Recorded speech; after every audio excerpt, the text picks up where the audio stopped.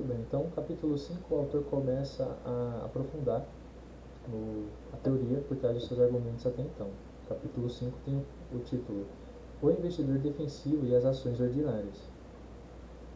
Então, o autor ele defende a ideia que mesmo o investidor mais defensivo deveria ter alguma exposição ao mercado de ações.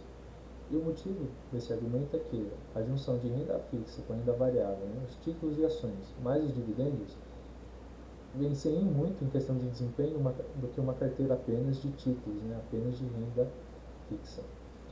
Então, dentro da recomendação geral do autor, uma carteira deveria ter no mínimo uma composição de ações de 25%, até no máximo 75%, e dá mais algumas recomendações.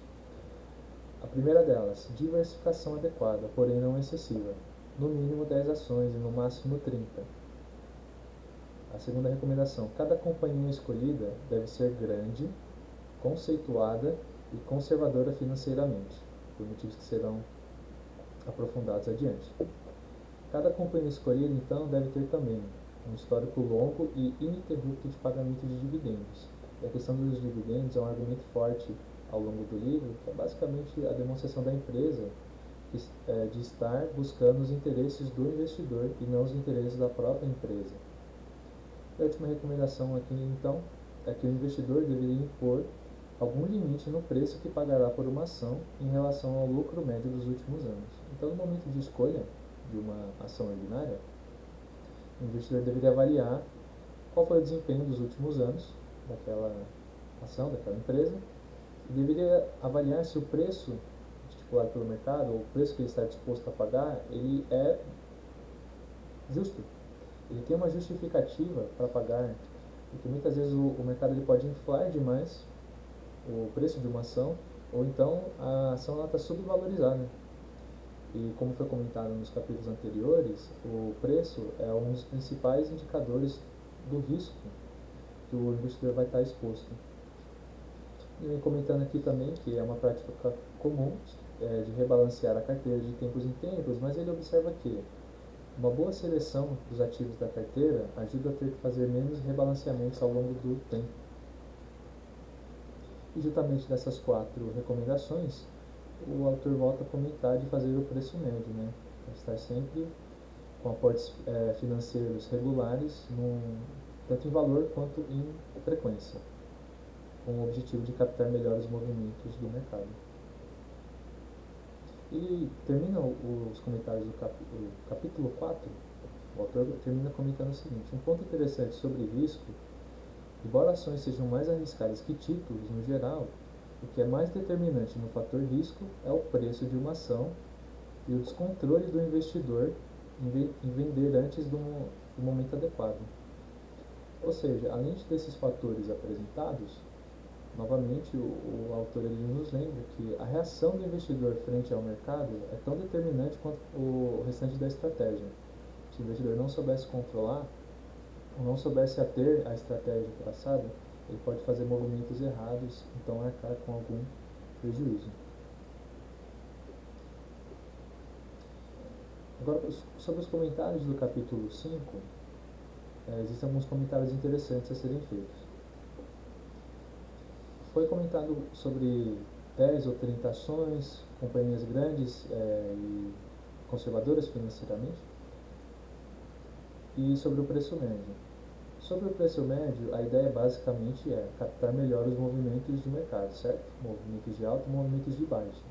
Nos movimentos de alta, o seu dinheiro vai comprar menos ações, e nos movimentos de baixa, o seu dinheiro vai comprar mais ações.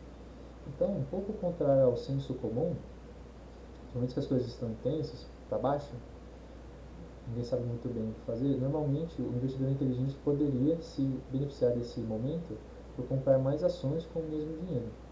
Só que, para ele poder aproveitar esse movimento, ele precisa primeiro ter feito a lição de casa. Precisa ter avaliado o setor, gastado algum tempo com isso, avaliar o setor e avaliar as melhores opções daquele setor. Porque quando o mercado cai, os índices caem, ele pode então fazer as melhores compras com o dinheiro que ele se propôs a estar sempre aportando naquele intervalo de tempo. Então, o comentarista do livro ele vem comentando que não basta escolher um bom setor, é precisar fazer a lição de casa e procurar a companhia promissora.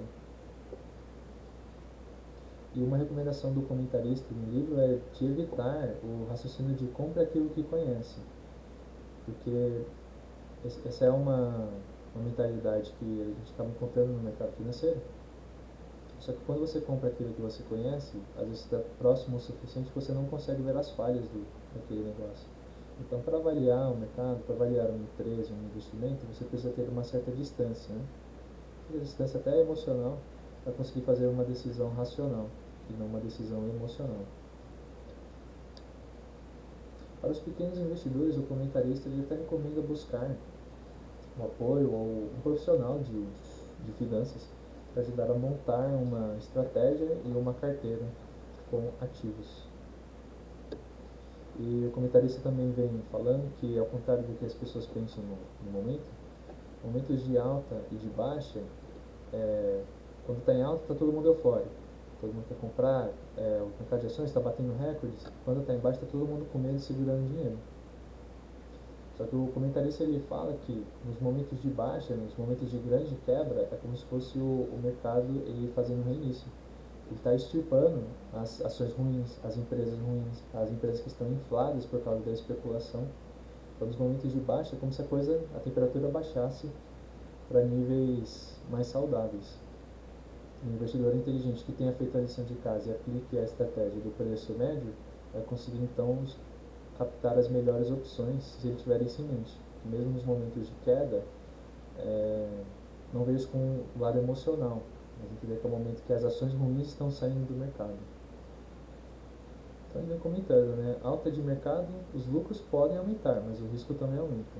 E nas baixas de mercado, os lucros podem cair, mas os investimentos se tornam mais baratos. Então são momentos chaves para aproveitar. E se pensarmos que a estratégia do investidor inteligente é comprar ações, fazer investimento em uma empresa por muitos anos, se ele puder captar esses movimentos, essas correções de mercado, no longo prazo ele tende a ganhar então.